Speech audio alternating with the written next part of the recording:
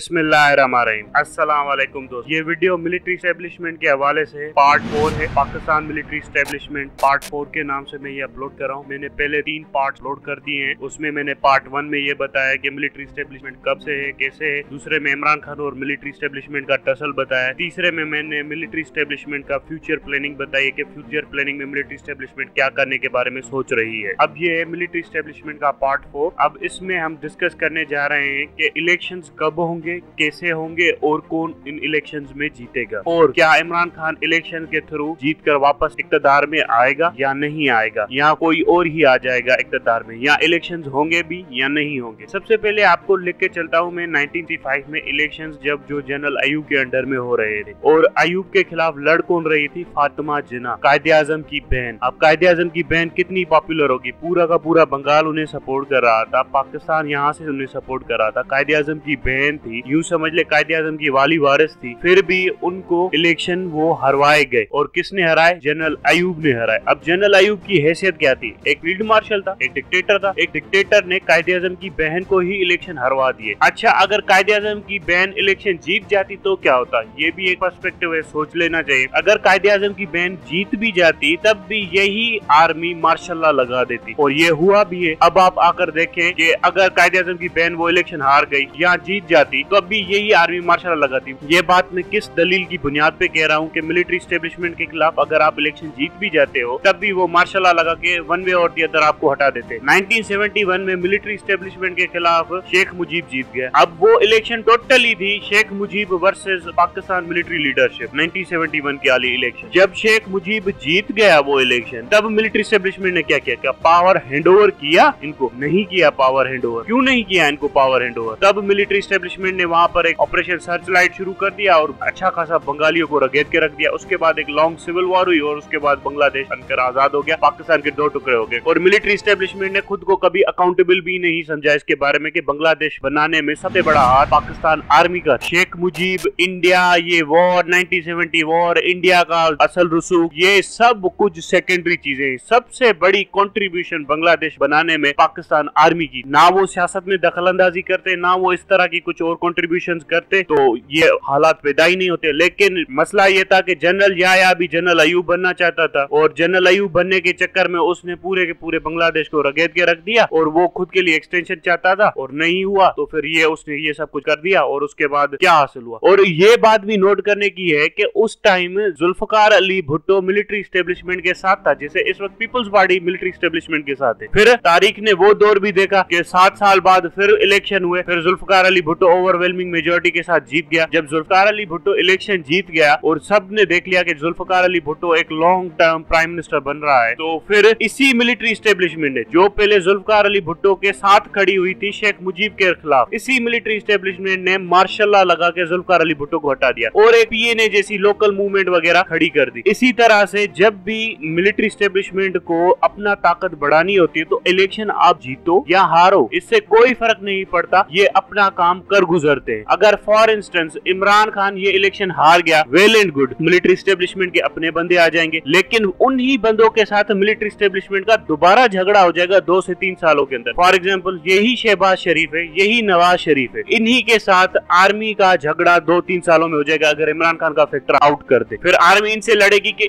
ये क्यों ताकतवर हो गए, फिर वो इमरान खान को सपोर्ट करना शुरू करेंगे कि आप आ जाओ, क्योंकि आर्मी एक सिस्टमेटिक इम्बैलेंस ऑफ पावर रखना चाहती है पाकिस्तान की पॉलिटिक्स में। Political turmoil, political crisis Pakistan में रखना चाहती है, इससे आर्मी की ताकत बढ़ती है। अगर पाकिस्तान में एक पॉलिटिकल स्टेबिलिटी होगी, एक रूल ऑफ लॉ होगा, तो आर्मी को कौन पूछेगा? आर्मी का तो असल रसूख सारा चलता है इसी से कि पाकिस्तान में तबाही हो, बर्बादी हो, तो अभी आर्मी को लोग पूछेंगे कि भाई आप आए, इंटरवीन करें। अगर केओस होगा तो आर्मी को बुलाया जाएगा, अगर केओस नहीं होगा, पॉलिटिकल स्टेबिलिटी होगी, तो आर्मी को कौन पूछेगा? इसीलिए मैं ये कहता हूँ कि अगर आप इमरान खान नहीं आता, नवाज शरीफ ही आ जाए या मरियम नवाज आ जाए, तब भी 2 सालों के अंदर मिलिट्री स्टैब्लिशमेंट का नवाज शरीफ और मरियम नवाज से झगड़ा होगा, ये गारंटी है। और फिर ये सपोर्ट करेंगे या तो पीपल्स पार्टी को या इमरान खान को कि आप आ जाएं। फिर अगर इमरान खान आ गया या पीपल्स पार्टी आ गई, तो 2 सालों के बाद इनसे भी झगड़ा हो जाएगा इनका कि ये क्यों ज्यादा ताकतवर बन रहा है, ये क्यों हमारे मामला में दखल अंदाजी कर रहे हैं। असल में हमारी मिलिट्री साइकी में ही प्रॉब्लम है। अब लोग कहते हैं कि आर्मी चीफ में मसला है, आर्मी चीफ में मसला है। आर्मी चीफ में मसला नहीं है, पूरी फौज में मसला है। यहाँ पर लोग अजीब तरह से बातें करते हैं कि पूरी फौज में बड़ी ठीक ठीक है ये वो, हाँ बहुत अच्छे ऑफिसर्स होंगे, बड़े डेडिकेटेड लॉयलिस्ट ऑफिसर्स होंगे जो बिल्कुल थारोली प्रोफेशनल होंगे, लेकिन इस फौज का मेजर चंक और इसकी जो इलीट है, यानी जिसे कैप्टन मेहदी हमेशा एड्रेस करते हैं कि 27 लेफ्टिनेंट जनरल है, 200 मेजर जनरल है, 600 ब्रिगेडियर्स है, ये सारी की सारी जो कोर है जिसे फॉर्मेशन कमांड कहते हैं आप लोग, ये सारी की सारी है, इनमें अच्छे खासे ऑफिसर होंगे जो कि बहुत अच्छी नियत लगे, लेकिन मेजोरिटी को प्रमोट उनको किया जाता है, मेजोरिटी उनमें से ली जाती है जो कि बिगड़े हुए हो, जो कि करप्ट हो। और इसी तरह से पाकिस्तान की जो टॉप मिलिट्री क्लास है वो करप्ट हो चुकी है, वो खराब हो चुकी है। उसे सुधारने के लिए अच्छे खासे मिलिट्री चीफ को रखना पड़ेगा और उसे इंट्रोस्पेक्ट करना पड़ेगा, बल्कि अपने इदारे के अंदर ठीक ठाक सफाई करनी पड़ेगी, वरना तो फिर ये इदारा तो गया। अगर अगला आर्मी चीफ आकर अपने इस इदारे की इंट्रोस्पेक्शन करके इसे इन्वेस्टिगेट करके इसे करेक्ट नहीं करता तो ये तो इदारा बिल्कुल खराब होता जा रहा है। पहले जनरल होते थे कि मतलब हम लड़ रहे हैं मुल्क के लिए वगैरह वगैरह, बिल्कुल लॉयलिस्ट होते थे, प्रोफेशनल होते थे अपनी सर्विसेज के साथ, लेकिन आजकल के जनरल तो पॉलिटिशियन से भी ज्यादा करप्ट है। फिर ये कैसे चलेगा? हर एक जनरल जो भी रिटायर होता है कम से कम 10 से 15 अरब रुपए लेकर रिटायर होता है। ये क्या तमाशा हो रहा है पाकिस्तान? और कीप इन माइंड कि हमारी total national security Pakistan army handle करती है। अगर पाकिस्तान आर्मी जैसा इदारा करप्ट हो जाए, बेकार हो जाए या डिसफंक्शनल हो जाए तो हमारी नेशनल सिक्योरिटी का क्या बनेगा? नेशनल सिक्योरिटी तो कॉम्प्रोमाइज हो जाएगी, और कॉम्प्रोमाइज हो रही है क्योंकि जनरल बाजवा जैसे घटिया लोग आकर आर्मी चीफ बन जाएंगे तो फिर आपकी नेशनल सिक्योरिटी का क्या हो रहा है वो आप सबको देख रहा है। आपका ईस्टर्न बॉर्डर सिक्योर नहीं है, आपका वेस्टर्न बॉर्डर सिक्योर नहीं है, आपके अंदर इंटरनल पॉलिटिकल केओस लगा पड़ा है, इंटरनल डिस्टेबलाइजेशन लगी पड़ी है, आपकी इकोनॉमी कंट्रोल में नहीं है। फिर ये नेशनल सिक्योरिटी की कहां पर रिस्पॉन्सिबिलिटी आप फिक्स करते फिरेंगे? और इन सारी चीजों में सबसे बड़ा जो रोल है ना, जो इन सारे के सारे पॉलिटिकल केओस और टर्माइल को रोक सकता था, वो सुप्रीम कोर्ट ऑफ पाकिस्तान था। अगर आसिफ सईद खोसा